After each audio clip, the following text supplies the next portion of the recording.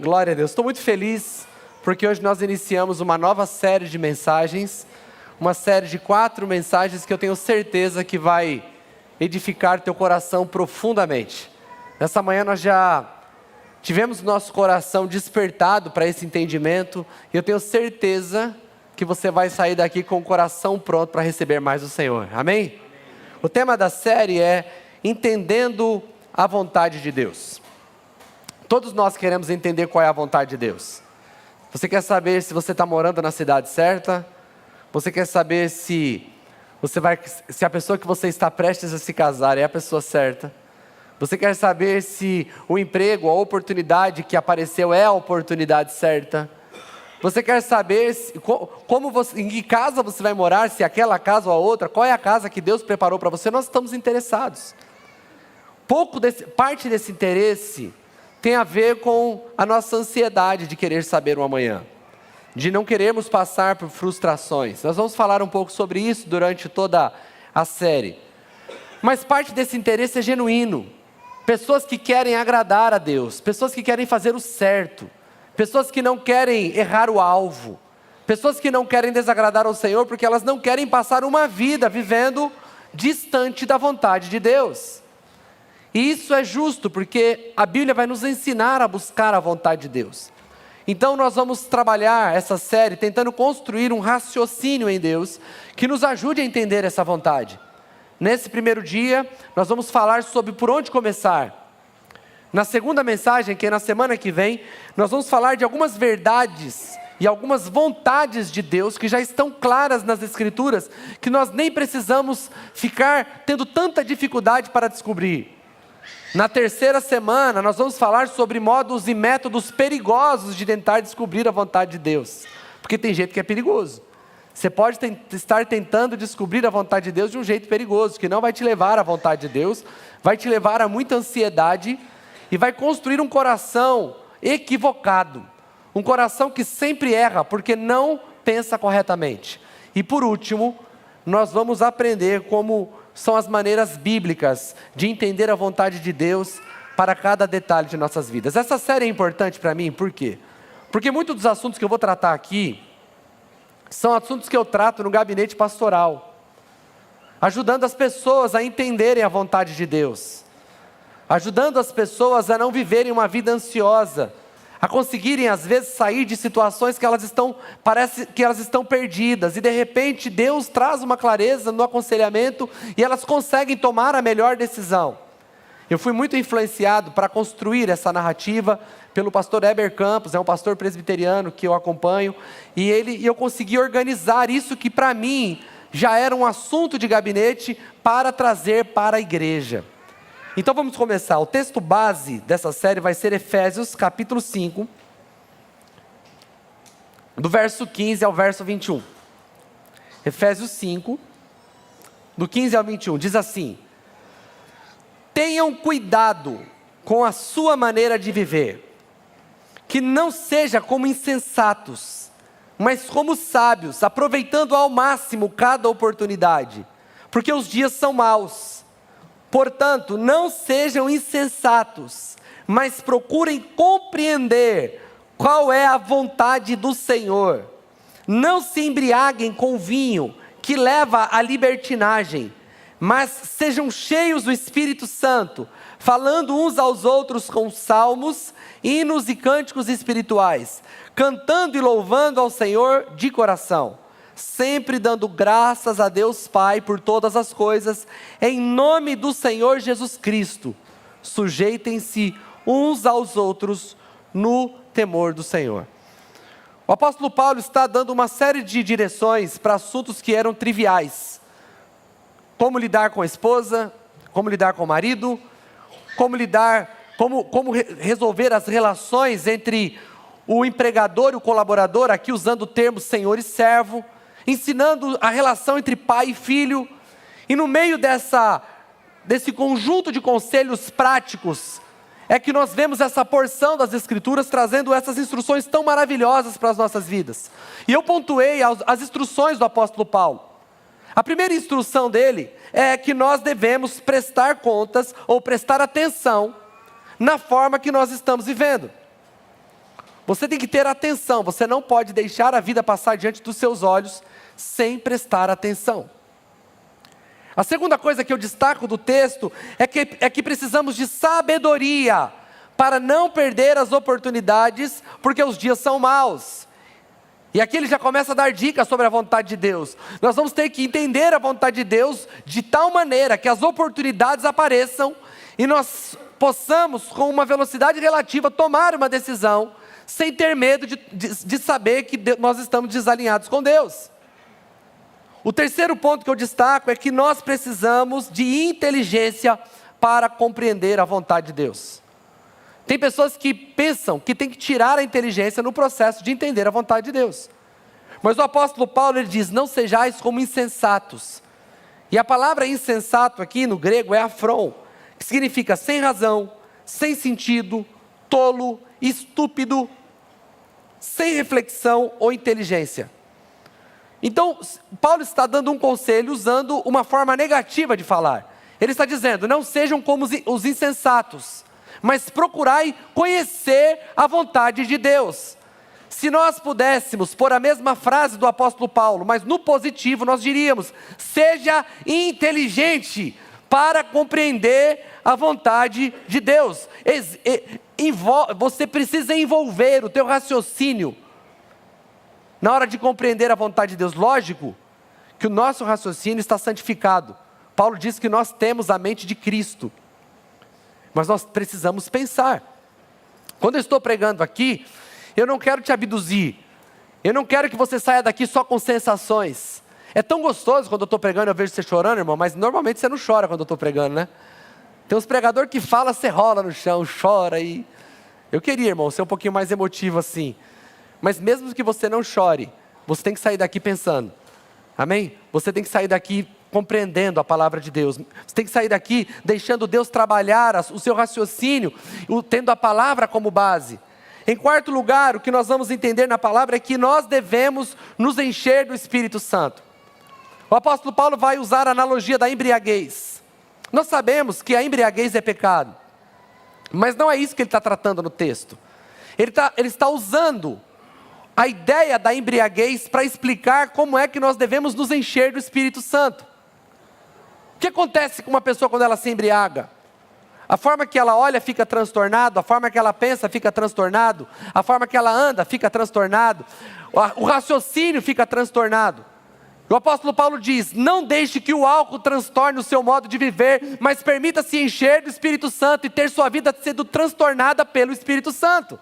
Que o Espírito Santo entre e transtorne o seu jeito de andar, transtorne o seu jeito de pensar, transtorne o seu jeito de refletir. E por fim, ele vai dizer que nós precisamos seguir a nossa vida devocional em comunidade. Às vezes as pessoas pensam que a vida cristã, ela pode ser desenvolvida de forma individual. Certa vez eu estava num culto de ceia, e hoje no culto de Sorocaba eu lembrei desse acontecimento, porque em Sorocaba hoje foi ceia. E terminou a ceia, uma pessoa me procura, e vocês sabem que na ceia, quando eu não esqueço, na última ceia eu esqueci, eu peço para trocar o cálice, para as pessoas terem comunhão na hora de participarem da ceia. Essa irmã chegou para mim e disse assim, pastor, eu gostaria que, eu não sei se eu estou pedindo muito, mas eu gostaria que o senhor não falasse mais para trocar a ceia na hora da Santa Ceia, eu queria que o senhor me deixasse em paz. Aí eu falei assim, como assim? Ele falou, não, porque a ceia é um momento entre eu e Deus. Eu estou ali tomando minha ceia naquele momento íntimo com o Espírito Santo, daqui a pouco eu chego e dá um toque e fala, isso é importante para mim. Ah, pastor, eu fico tão chateada com isso, eu gostaria que isso não acontecesse mais. Eu falei assim, você não entendeu nada. A ceia só faz sentido se eu estiver tomando junto com o meu irmão. A ceia é um momento de intimidade com Deus que se manifesta na relação com o meu irmão e não na relação de oração. É verdade que Jesus vai dizer que nós, quando formos orar, devemos entrar no nosso quarto em secreto, fechar a porta em secreto, que o nosso Pai que ouve em secreto nos recompensa. Mas o que ele estava confrontando era o comportamento dos fariseus, que iam orar nas esquinas, falavam alto, falavam bonito, querendo chamar a atenção para si. E ele diz: vocês não devem fazer assim, vocês devem ir ao lugar onde Deus escuta, porque quando você está falando com Deus, quem deve ouvir a sua oração é Deus. Mas nós temos 59 vezes no Novo Testamento a ordenância, uns aos outros, servir uns aos outros. Ele está dizendo que vocês devem cantar salmos espirituais uns com os outros. E por fim ele vai dizer ainda: sujeitai-vos uns aos outros. No tempo moderno que nós estamos vivendo, as pessoas dizem assim: nossa, a Bíblia diz que a mulher tem que se sujeitar ao marido. É verdade, a mulher tem que se sujeitar ao marido. Mas aqui é mais embaixo, é todo mundo se sujeitando a todo mundo, é sujeição generalizada. Todo mundo se sujeitando a todo mundo. A vida cristã é assim, nós nos sujeitamos uns aos outros. Nós estamos prontos para nos submeter uns aos outros. Nós não estamos competindo, nós não estamos buscando posição. Nós não estamos querendo ser servidos, nós estamos querendo servir. E diante dessas verdades que o apóstolo Paulo apresenta, nos surgem algumas perguntas. A primeira pergunta que surge é a seguinte: nós temos prestado atenção no nosso modo de viver? Pastor Cote tem uma frase que me chama a atenção, ele diz o seguinte: todos nós temos uma macrovisão, nem todos enxergam sua própria macrovisão. O que é macrovisão? É a lente pela qual você enxerga o mundo. Você enxerga finanças a partir do óculos de finanças que você tem. Você enxerga a relação familiar segundo os óculos que te foram entregues. Se você teve um modelo familiar, você ganhou um óculos para enxergar família. A forma que você foi criado, a forma que você vê criação de filhos, isso foi óculos que você recebeu.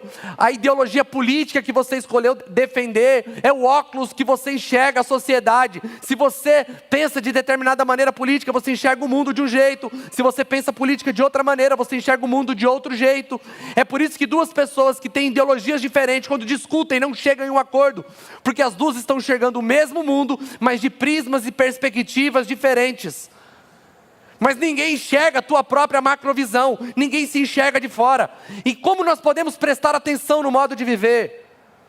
Nós devemos prestar atenção nos feedbacks que a vida nos dá. Você está lidando com o seu filho, a forma que teu filho te devolve, a forma que você sabe que você está sendo como pai. Eu sou um bom pai, quem é que está falando? Você? Eu sou uma boa mãe. Você está dizendo que você é uma boa mãe? Eu sou um empresário, sim, mega top. Você está falando com fé, porque você vai se tornar aquilo que você tem que se tornar, ou de fato você é. Ou você não tem resultados, porque a falta de resultado é o feedback. É incrível quando você vai confrontar alguém, e o que você fala para ela é uma grande surpresa. A mulher chega para o marido e fala assim: amor, você é muito grosso. Eu grosso que nada. Eu grosso, quem diz? Não vai falar que eu sou grosso, não. Não está prestando atenção na forma que vive. Não consegue sair da cena e se enxergar na cena. E o apóstolo Paulo está dizendo: você precisa aprender a olhar para a tua vida e dar atenção ao seu modo de viver. Por quê? Porque quando você conhecer a vontade de Deus virá como um quadro. E a sua vida, se você consegue prestar atenção nela, ela também será um quadro. E quando você contrastar sua vida com a vontade de Deus, você conseguirá ver as áreas que necessitam de arrependimento, as áreas que precisam de transformação. Mas se você não é alguém que presta atenção no seu próprio modo de viver, tudo que Deus está falando pode ser para outra pessoa, mas não para você, porque você nem sabe as áreas de necessidade que você tem. Você nem sabe as áreas de oportunidade, você nem sabe as áreas que você precisa mudar. Por isso que se você encontrar alguém que tenha coragem suficiente de te apontar as áreas que você precisa mudar com amor e com carinho, glorifique a Deus por isso. Porque você só pode ser transformado, só pode reconhecer as áreas que Deus precisa tratar a sua vida, quando você consegue prestar atenção no seu modo de viver. Essa é a primeira pergunta: você tem prestado atenção no seu modo de viver? Ou tudo que te falam a respeito de você mesmo é uma grande surpresa? A segunda pergunta que o texto suscita é: como ter ousadia ou atenção para não deixar as oportunidades escaparem? Nós vamos tratar esse assunto melhor na quarta mensagem. Mas o que eu posso adiantar a respeito dessa pergunta que surge, é que nós devemos ter um tipo de relacionamento com a palavra e com a vontade de Deus, que nós estejamos prontos para tomarmos decisão. Ele vai dizer o porquê que temos que estar prontos para tomar decisão, porque os dias são maus. Nem todas as oportunidades vão ficar na nossa frente esperando uma eternidade. Tem oportunidade que vem e vai. E a sua dificuldade de entender a vontade de Deus pode deixar com que essas oportunidades passem. E eu não estou falando só de oportunidade financeira e de negócio, estou falando de todo tipo de oportunidade.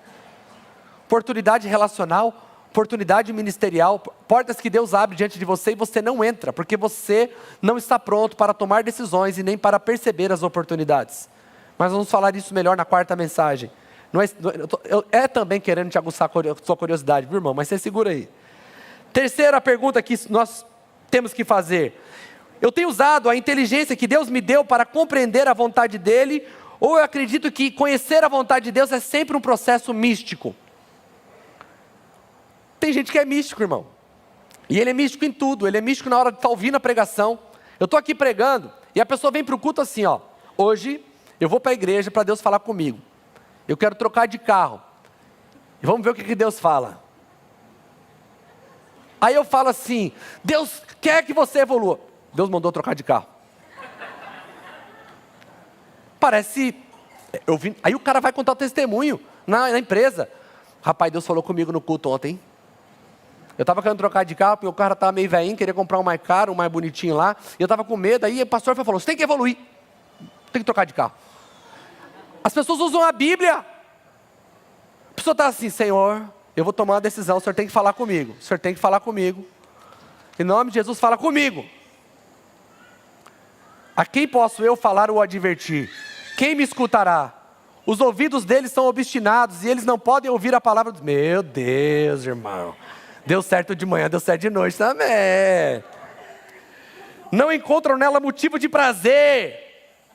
Vou continuar aqui. Mas a ira do Senhor dentro de mim transborda. Já não posso retê-la. Deus falou comigo, irmão. Quando você faz isso, você pode achar que você está sendo espiritual. Mas deixa eu dizer uma coisa para você. Até relógio quebrado a certa hora 2 vezes no dia. Quando você faz isso, você está fazendo um recorte de uma carta. O Senhor mandou profetas escreverem suas profecias. As cartas foram escritas. Aí você pega um recorte de todo o contexto e você fala, Deus está falando comigo. Você não está interessado em conhecer a vontade de Deus. Você está só trocando o horóscopo e o tarô pelas escrituras. E não é assim que aprende a vontade de Deus. Não é assim. Você pode estar entrando em um processo místico que vai te conduzir para distante da vontade de Deus e não para perto da vontade de Deus. Você vai lá e escuta um corte de um podcast. Aí você cria uma opinião toda sobre uma conversa de 4 horas. É justo? Se você é uma pessoa justa, você vai fazer o quê? Você vai assistir o podcast inteiro, não? Para saber qual foi o contexto que a pessoa disse aquilo que ela estava falando. Por que você pega um recorte e tem caixinhas de recorte, né? São as caixinhas da promessa. Só tem promessa. Não tem problema, irmão. Você quer conhecer as promessas de Deus? Compra uma caixinha de promessa. Começa a orar as promessas. Aí está tudo bem. Mas você comprar uma caixinha de promessa e falar assim, o que eu vou fazer no dia de hoje? E pegar uma coisinha e entender que aquilo é uma resposta, você está entendendo que o compreender a vontade de Deus é um processo místico. Você não está entendendo que compreender a vontade de Deus também é necessário que você use a inteligência que Deus te deu. Está comigo? Está entendendo? Quarta pergunta que nós temos que fazer é se a minha relação com Deus conseguiu, preste atenção nessa frase, a sua relação com Deus conseguiu desorganizar o mal organizado dentro de você? Eu vou repetir. A sua relação com Deus conseguiu desorganizar o mal que está organizado dentro de você? Porque tem estruturas organizadas dentro de nós, bem estruturadas. Nós recebemos um legado dos nossos pais. Recebemos um legado sobre fé. Recebemos um legado sobre espiritualidade, seja positivo ou negativo. Recebemos um legado de como criar filhos. Recebemos um legado de como se relacionar. Talvez seu pai era um homem que não dava atenção para sua mãe. Para ele o bom era sair trabalhar, chegar em casa, trazer dinheiro e sua mãe não tinha direito de perguntar nada. Você nunca viu seu pai e sua mãe sorrindo um para o outro. Você nunca viu seu pai e sua mãe se divertindo, dando risada. Seu pai e sua mãe nunca pediram para você ficar na casa do tio para os dois saírem sozinhos. Nunca nem comeram no restaurante, só comia dentro de casa. Aí seu pai, sua mãe ele terminava de comer, sua mãe ia lavar a louça e ele ia para o sofá assistir alguma coisa e sua mãe trabalhava até tarde. Você criou um modelo familiar. E para muitas pessoas isso está bem organizado dentro. Aí ele não consegue fazer uma mulher feliz. Você cresceu numa casa onde a sua mãe mandava no teu pai. Com o tempo seu pai foi se encolhendo diante da tua mãe, porque sua mãe era uma mulher forte. Aí chegou no final, sua mãe que tomava todas as decisões. Aí você começa a se relacionar com algum homem e logo começa a mandar nele. Aí o homem pula fora, aí o outro pula fora. Aí aquele que aceita fica igual teu pai, quietinho, miado. Aí você fala, não sou feliz porque meu homem não é um homem. Do lado de você é complicado. É complicado.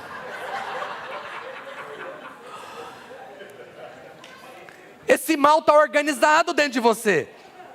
Por que eu estou falando isso? De onde eu tirei isso do texto? É da ideia da embriaguez. O álcool quebra estruturas boas, assim como o Espírito Santo quebra estruturas más. Deixa eu fazer aqui, uma pergunta, quem aqui é pai de menina? Menininha, novinha. Você deixaria sua filha sozinha num ambiente com um homem embriagado? Nenhum homem, nenhuma mãe inteligente deixa uma filha, ou um filho também, perto de um homem embriagado. Sabe por quê?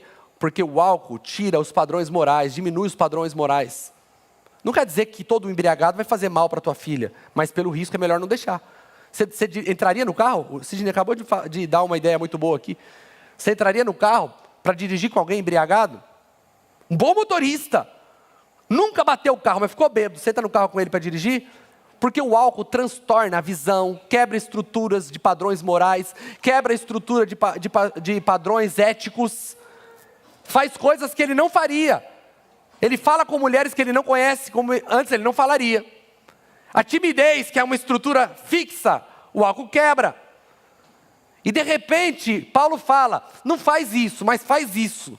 Deixa o Espírito Santo quebrar as estruturas enraizadas dentro de você. E por que nós estamos falando isso, se o tema é entender a vontade de Deus? Porque tudo que vamos falar nas outras mensagens só será possível se você entender que a vontade de Deus tem que ser discernida por um coração quebrantado, com estruturas desestruturadas.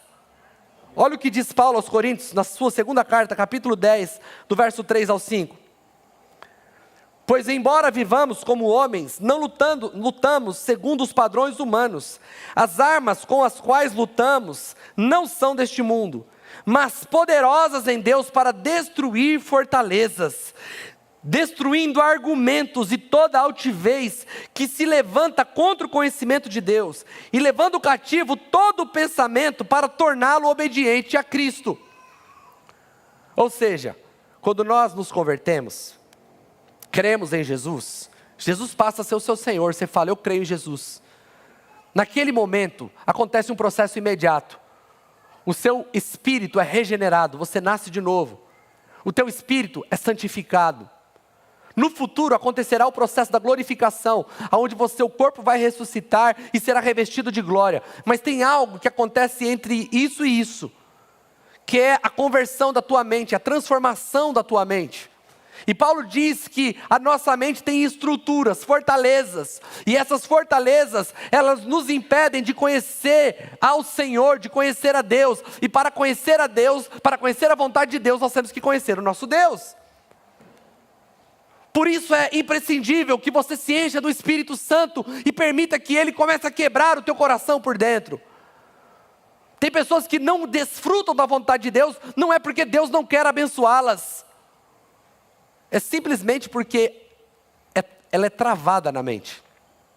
Ela enxerga o mundo de um jeito, você tenta ajudar, mas ela não quer mudar a forma de pensar.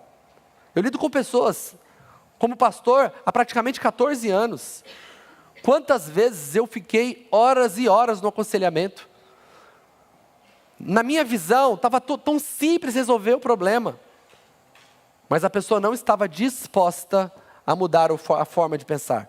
Porque talvez mudar a forma de pensar exigiria dela renúncia de alguma coisa. Talvez ela expôs a forma de pensar em voz alta, em muitos lugares, e agora ter essa estrutura quebrada significa ter que falar diferente do que ela disse por tanto tempo. E ela não quer encarar a vergonha de dizer, poxa, mas eu disse para todo mundo que eu pensava assim. E agora eu penso assim. Você precisa deixar o Espírito Santo quebrar as fortalezas que existem dentro de você, porque elas estão te impedindo de desfrutar da vontade de Deus. A quinta pergunta: a minha relação com a comunidade é pensada como parte da minha relação com Deus e sua vontade? Quando você encontra uma pessoa que está afastado de Jesus, afastado da igreja, aí você fala assim, ô meu querido, faz tempo que você não vai na igreja, né? Ô rapaz, faz tempo mesmo, tal, mas você está afastado há quanto tempo, tal? A pessoa já algumas vezes se sente ofendida. Fala, mas eu estou afastado da igreja, não estou afastado de Deus. Faço as minhas orações todo dia, leio a Bíblia todo dia, mas não estou afastado de Deus, não, só não estou indo na igreja. Quem já ouviu esse tipo de argumento? Você sabe por quê? Porque essa pessoa ainda não conectou a relação dela com Deus com a relação com a comunidade de fé. E Deus se manifesta na relação da comunidade. Só para você ter uma ideia. Se tem 2 homens na Bíblia que são conhecidos como interpretadores de sonhos, é José e Daniel. Certo? Quem conhece a história deles sabe que eles passaram a vida deles interpretando sonhos. Ou sonhando. José sonhou muito também. Mas Daniel passa o começo do livro de Daniel interpretando sonhos. Mas de repente Daniel tem um sonho. E sabe o que acontece quando Daniel tem um sonho? Ele não sabe interpretar o sonho dele. Aí ele pede para o anjo dar a interpretação do sonho. E o anjo dá a interpretação do sonho para ele. Sabe o que isso quer dizer? Que o dom que Deus deu para você é para servir o outro. O que você precisa está no dom que Deus deu para o outro. Eu posso estar usando o meu dom para te edificar agora. Mas com certeza eu preciso do seu dom para ser edificado. Porque eu não sou autossuficiente. A igreja é construída para que nós possamos ser interdependentes. O meu dom te edifica, o teu dom me edifica. E a gente continua caminhando desse jeito. Porque o dom não é dado para edificação própria. Porque senão alguém cheio de dom não precisava de ninguém. Ela só usava do dom dela para ela seguir a vida dela. Mas o dom é dado para a edificação da igreja. O que você precisa está na vida do outro, o que o outro precisa está na sua vida. Você precisa se envolver na comunidade para que você consiga crescer em intimidade com Deus. Tendo feito essas perguntas, eu quero estabelecer a base de todo o raciocínio que a gente vai ter nessa série. A primeira base é essa que nós estamos falando agora. A nossa relação com a comunidade de fé e a nossa compreensão de que temos a resposta que o nosso irmão precisa e ele tem a resposta que nós precisamos, vai nos ajudar na compreensão da vontade de Deus. Isso aqui vai ser um assunto falado muito forte na quarta mensagem, porque nós vamos ver como nós encontramos a vontade de Deus em bons conselhos. Em bons conselhos. Então esse ponto eu vou passar por ele um pouco mais rápido, mas eu quero já te dizer, não existe compreensão clara da vontade de Deus, você vivendo de forma isolada. Aquele que se isola, insurge-se contra a verdadeira sabedoria, Salomão vai dizer. Nós não podemos ser sábios e ao mesmo tempo andarmos de forma isolada. Você precisa perguntar para os outros, como que ele está vendo a sua situação, porque talvez você está preso no mundo, numa macrovisão tão limitada, que o que você está enxergando não é a realidade. Não é a realidade. Você está vendo algo, o problema está gigante, você não consegue ver solução, mas às vezes uma palavra, um conselho de sabedoria pode mudar a sua forma de ver e te levar para diante da vontade de Deus. Então essa é a primeira base para aquilo que vamos construir. Nós precisamos da comunidade de fé, uma relação fraterna com os nossos irmãos, amém? A segunda base que temos que construir é que precisamos deixar Deus mudar o nosso jeito de pensar. Uma mente transformada é a única forma de assimilar a vontade de Deus. Olha o que diz Paulo aos Romanos, no capítulo 12, verso 1 e 2. Portanto, irmãos, peço pelas misericórdias de Deus, que ofereçam o corpo de vocês como sacrifício vivo, santo e agradável a Deus. Este é o culto racional de vocês. Não se amoldem ao padrão deste mundo, mas transformem-se pela renovação da sua mente, para que vocês experimentem a boa, agradável e perfeita vontade de Deus. Você quer experimentar a boa, perfeita e agradável vontade de Deus? Tem que mudar a tua mente. Como é então que nós deixamos a mente de fora no processo de conhecer a vontade de Deus? Em que momento nos foi ensinado que pensar era pecado? Em que momento nós aprendemos que, tendo uma mente renovada pelo Espírito Santo, nós não poderíamos repensar a vida segundo as Escrituras? Se você está estudando matemática, você vai só até onde a sua base te dá. O Nicolas vai fazer 2 anos agora, dia 26. O Nicolas sabe contar até 10. E agora ele aprendeu, inclusive, a fazer músicas, cantando, usando os números e a lógica dos números. Essa é a base do Nicolas. Talvez você consiga até 11, estou brincando, você pode ter mais. Se você quer raciocinar matemática de maneira mais profunda, o que você faz? Aumenta a base de conhecimento. Se você quer conhecer negócio, mais do que você tem, viver negócio melhor do que você está vivendo hoje, o que você faz? Aumenta a base de conhecimento sobre negócio. Se você quer aprender idiomas, ou o seu próprio idioma, de uma maneira mais requintada e sofisticada, aumenta a base de conhecimento sobre o seu idioma. Se você quer conhecer mais sobre a vontade de Deus, aumenta a base. Amém. Aumenta a base. As Escrituras são a base do nosso raciocínio. Você pensa a vontade de Deus conhecendo as Escrituras. Quando você conhece as Escrituras, isso se torna a base do seu raciocínio, porque nós já ensinamos aqui que existe uma frase errada. Talvez você não estava o dia que eu falei, eu preciso repetir. Nós criamos o jargão: o que Jesus faria no meu lugar? Qual que é o problema dessa frase? Porque de que Jesus nós estamos falando? Talvez está falando do Jesus que você criou na tua mente, que talvez pareça mais com o Papai Noel do que com o Jesus da Bíblia. Aí você fica conjecturando como é que Jesus resolveria o problema. Qual que é a pergunta certa então? É o que Jesus fez. Porque aí não é subjetivo, é objetivo. Como Jesus lidou com a humilhação? Como ele lidou com a rejeição? Como ele resolveu o problema do perdão? Ah, mas Jesus não deu tempo de passar por todas as situações. Aí nós vamos para os apóstolos, porque nós não somos uma igreja que entende que a única coisa que é a palavra de Deus são as palavras de Jesus. Nós vivemos sob a doutrina dos apóstolos. O que os apóstolos disseram? O que o apóstolo Paulo disse? O que o apóstolo Pedro disse? O que o João disse? Como os acontecimentos aconteceram em Atos dos Apóstolos, e outra escritura, a escritura de capa a capa. Tendo o entendimento do Novo Testamento, você pode ir para o Antigo Testamento, ali é recheado de princípios para a minha vida e para a tua vida. Então não é o que Jesus fez, ou como ele faria, como ele resolveu. É o que as escrituras dizem a respeito da decisão que você precisa tomar. Quer tomar decisões acertadas, quer conhecer a vontade de Deus? Aumente das escrituras. Então você conseguirá pensar e raciocinar a Bíblia. E terceiro, e última base, Deus não quer que deixemos a inteligência, essa é a forma de ser a nossa mente transformada. E terceiro, não deixemos a nossa inteligência de fora no processo de tomada de decisão. Isso precisa existir para que possamos agradá-lo. Então, primeira base, precisamos construir nossa vida em comunidade. Segunda, precisamos ser transformados no nosso modo de pensar. E terceiro, não podemos deixar a inteligência de fora. Se você tiver interesse genuíno pela vontade de Deus, você vai ter interesse genuíno pelas Escrituras. Se você sair daqui, pelo menos interessado em estudar mais a Bíblia, na nossa casa de paz nós tivemos um testemunho maravilhoso essa semana. Um casal que ainda não veio na igreja, eles foram na nossa casa de paz, e ela falou assim: há alguns anos atrás eu estava na empresa, e eu comecei a ver a discussão entre um evangélico e uma pessoa de uma outra religião. Eles ficavam discutindo, e eles discutiam Bíblia com tanta maestria, que eu me interessei por ler as Escrituras. Eu comecei a ler o Novo Testamento. E logo depois de começar a ler, eu entendi que eu precisava de mais de Deus, eu precisava conhecer mais Deus. A palavra de Deus começou a instigar nela. Ela nunca tinha vindo aqui, foi na casa de paz pela primeira vez, e estava ansiosa pelo convite. Porque ela já entendia que ela precisava viver mais. Quando? Quando ela começou a conhecer as Escrituras. Você já tem um desafio para essa semana.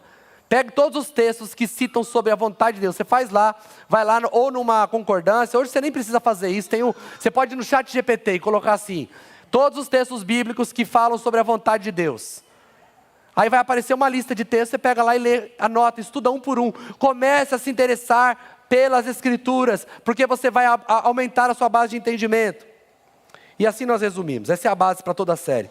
Nossa relação com a comunidade de fé fraterna, que vê sua relação como manifestação da presença de Deus, uma mente renovada a partir do entendimento que temos dos padrões mentais que nos impedem de compreender e aceitar a vontade de Deus, e por último, uma mente interessada em construir o entendimento da vontade de Deus, e depois submeter cada decisão a essa compreensão, e não desejo de respostas individuais, sem querer passar pelo processo de conhecer a vontade de Deus.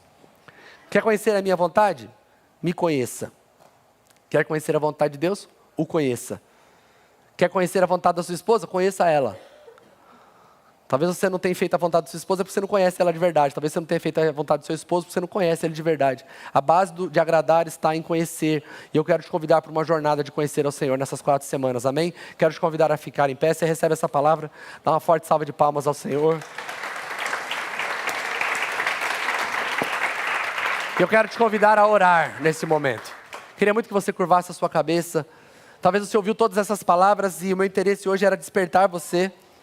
Espero ter conseguido alcançar esse objetivo pela graça do Espírito Santo, pela graça do Senhor. E eu quero que você faça uma oração pedindo ao Senhor que Ele te mostre quais são as estruturas que estão impedindo você de entender a vontade de Deus para a sua vida. Talvez você precise se humilhar aqui nessa noite, dizer: Senhor, eu tenho sido arrogante, eu tenho sido soberba, eu não estou conseguindo entender que o problema sou eu, que o problema está em mim.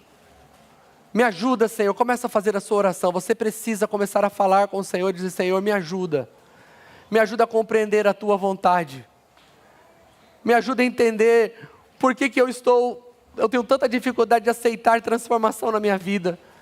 Minha esposa aponta o que eu estou errado, meu filho, minha filha, meus amigos, e eu não acho que é assim. Senhor, eu estou sofrendo porque eu estou me sentindo rejeitado, acusado. Mas o que eu quero é conhecer a Tua vontade.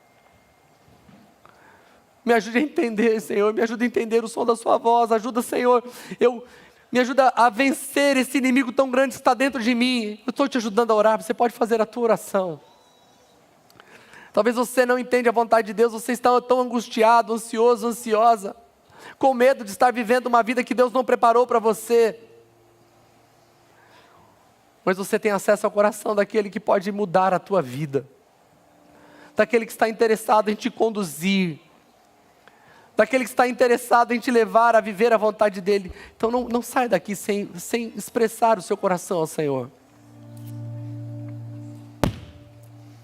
De dizer a Ele: Senhor, eu estou interessado em conhecer a Tua vontade, Senhor.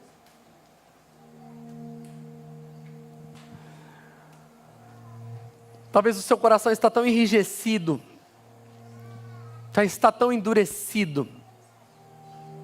Nós não vamos conseguir te ensinar a entender a vontade de Deus se você não amar a comunidade que você vive.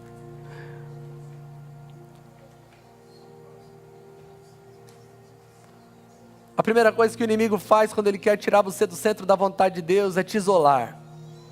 Fazer você pensar que está todo mundo contra você e que ninguém se importa com você. Depois que ele te isola, você se torna alvo fácil. Comece a olhar para a comunidade como parte da sua relação com Deus. Peça ajuda ao Senhor para que Ele te faça conseguir ver assim. Ou talvez você construiu uma mentalidade equivocada sobre como entender a vontade de Deus. E você precisa seguir o conselho do apóstolo Paulo e deixar a sua vida ser transformada, a sua mente ser transformada. Talvez você não aceite que muitas pessoas te confrontem. Talvez todas as conversas difíceis que as pessoas que tentaram ter com você nos últimos anos, você reagiu mal a todas elas. E as pessoas cansaram de tentar te ajudar. Mas Deus não se cansa de você. Deus está interessado em que você mude o seu modo de pensar para que Ele possa te dar aquilo que Ele tem vontade. A boa, agradável e perfeita vontade dEle sobre sua vida.